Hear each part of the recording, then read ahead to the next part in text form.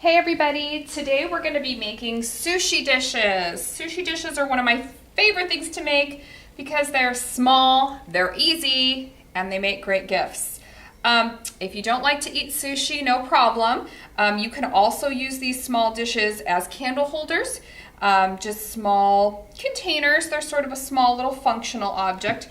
The reason I call them a sushi dish is because they remind me a little bit of origami, in which we fold paper. So origami is the art of paper folding, and today in clay we're going to be taking slabs of clay and sort of folding the slabs of clay to create both a square sushi dish, your squared sushi dish, or you can have, here's another square one, or you can do a rectangle sushi dish. So these are some examples of the rectangle sushi dishes with a foot. These have a foot on the bottom of them. The square ones don't usually have a foot, although you could add a foot on those as well. So the way that we're going to start today is with a slab. Now this slab has been rolled thinner than the slab roller is set. So I've rolled it out on the slab roller, and then I've rolled it with a rolling pin thinner than that, and nice and even. You don't need very much clay for this project, especially if you're only going to make one or two sushi dishes, but for demo purposes I've rolled a bigger slab.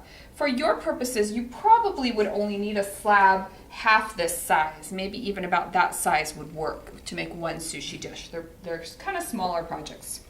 The other thing you need is some texture mats. So I've grabbed two of sort of my favorite ones at the moment. So I'm going to go ahead and get some texture onto my slab using the rolling pin.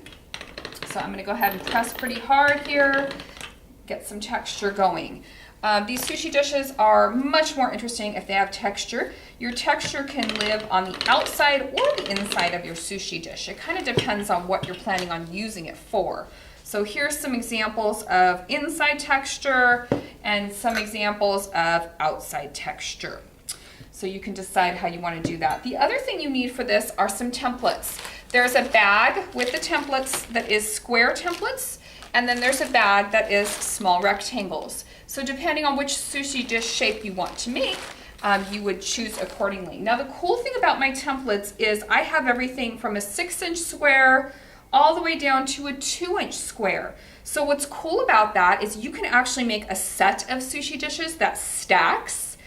You can always make more than one, and you can make the little tiny baby one, which is so stinking cute, okay? I challenge you to make a baby sushi dish. They're so cute. As far as the rectangles, again, there's different sizes and shapes, and the numeric inches here are on them for you if you'd like to make a set of those. And again, guys, these make great gifts. So I'm going to start with the 5 by 5 inch square. And as I'm placing my templates, I want to remember Grandma's cookie rule, okay? If you learn nothing else from me, please remember that when you roll out cookie dough with Grandma, or whoever you made cookies with when you were little, you wouldn't put your cookies smack dab in the middle, because then you can't use all the rest of this good slab here. So the cookie rule is you want to use all your slab. So if I wanted to make more than one of these, I could sit here and figure out, okay, I can make one here, and you use as much of the clay as possible. Don't be the person that cuts one little thing out of the center of a slab. That's not Grandma's cookie rule. Okay, so I'm going to start with my 5 by 5 inch square. And if I really wanted to get technical here, I would probably draw the shape on here first, make sure that I like it before cutting it out. Using a ruler to make sure things are nice and straight. For demo purposes, I'm just going to go ahead and cut this. Again, you could use a fettling knife or a needle tool. You guys are getting familiar with these tools now. And I'm just going to go ahead and cut out this square. Again, for the sake of demo purposes on this side, I'm going to go ahead and do a rectangle. Trying to find the best part of my texture mat, how that turned out. And also considering and keeping in mind, do I want my texture to be on the inside or the outside? Another thing you never want to do is don't get rid of all this extra slab right away. I see kids who all of a sudden they grab it all and put it in a big ball. Don't do that. You might need a little piece like this for a foot or some added detail. So just hang on to some of these extra pieces. Here, I'm going to use Grandma's cookie rule and get one more piece out of here. Hang on to the extra slabbage, okay? That's what I call it. The extra slabbage can come in handy, or you can also let your neighbor use it. Or if the first sushi dish you make messes up, then you've got some extra pieces. You don't have to roll out another one. So let's, keep in mind less work for you. Okay, I'm going to go ahead and remove some of this extra right now. And I'm going to save this extra slab, and I'm going to move it aside for demo purposes. So here is my square sushi dish. Now, if I wanted the texture on the outside, I would flip this over. And I think that is what I'm going to do for this particular one. Now, for the square sushi dish, you're going to make 4 cuts. And I tried to illustrate this for you so you could see. I'm going to make 4 cuts in from the 4 corners and not cutting all the way into the center. Okay, so here I go. Now again, I should probably use a ruler and measure this out, but I'm just going to kind of draw it on here first. I would consider drawing this first before you cut, just to make sure it's looking kind of even. Again, I don't want to cut anything. I don't want to cut it all the way through the middle. So trying to make this even, I'm going to go ahead and make my 4 cuts in the 4 corners. And then the next part is kind of the origami part. It's the part where I'm going to fold it. So I'm going to take my 2 sides here. I'm going to lift them up, opposite sides.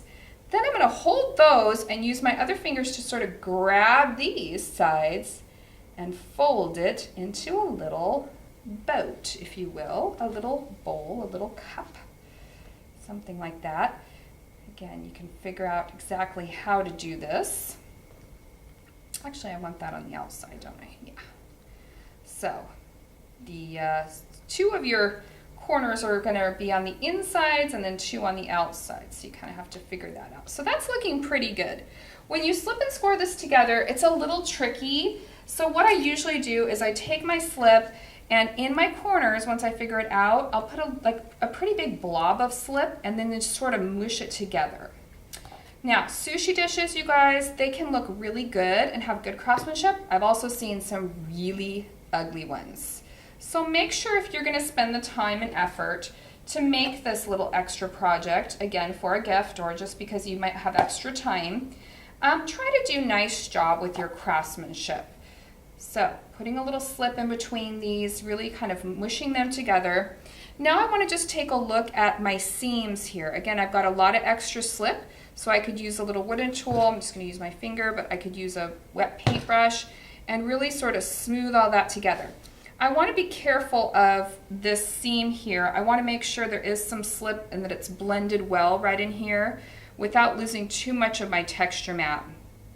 Because if I have sushi, as you guys know, when you have sushi, you have to have like soy sauce and wasabi and all kinds of your good dipping sauces. And you don't want your dipping sauces to fall out of the bottom here. So make sure that things are looking good. The last thing I like to do with these little guys is kind of give them a little bit of attitude. So I like to take the edges here and just give them a little flick. And to me, that just sort of gives them a little attitude. Sometimes your slab can be kind of sharp, and again, it's probably going to need some wet paintbrush in here, some wet paintbrush or even a small wet sponge around the edges just to sort of clean it up. So the tricky part of these is to clean it up and smooth it without mushing it and mashing it a little bit too much. So that can be kind of difficult, but you can see I've got great texture on the outside. Now if I wanted to put a foot on this, again, I could use my little extra scrap of slab here and cut it, try to cut a little bacon strip, if you will, something kind of even here. I could make a little donut with my bacon strip. I must be hungry. Lots of food analogies today. I could slip and score this little donut together and kind of blend that.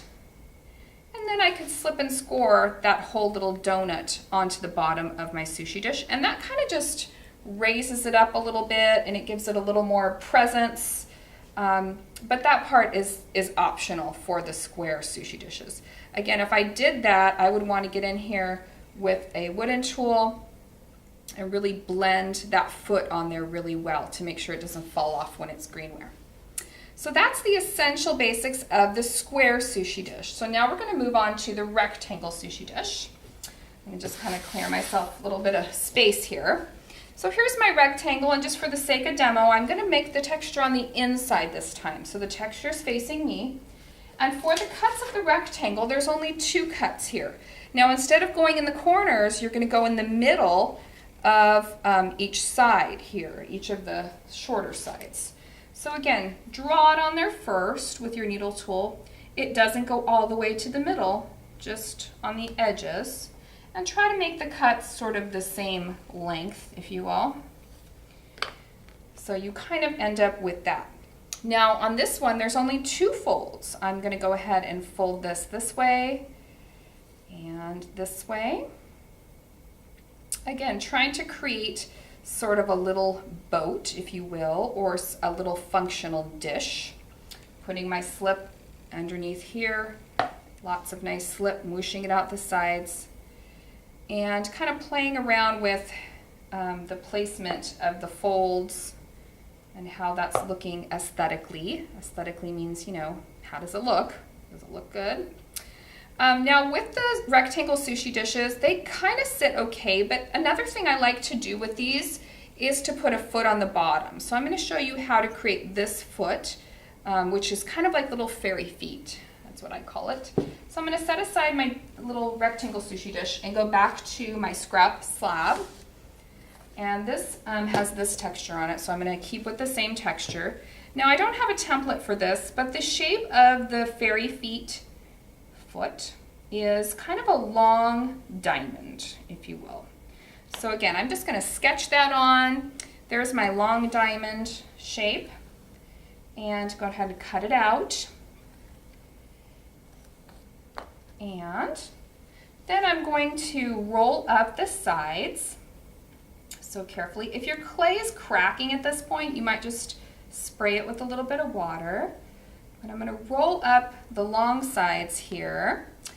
And you can see with any luck, I can slip and score that onto there. And then I have a cute little fairy feet sushi dish, which is going to end up looking a lot like this one. So I would slip and score that on, blending, wet paintbrush, nice craftsmanship on all of this. So sushi dishes, super fun project, great gifts for people that are, you know, because handmade gifts are the best. They're easy to make. You can make several of them.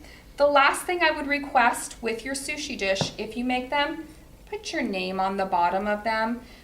It's typical that in my classes we get, I don't know, lots of sushi dishes made.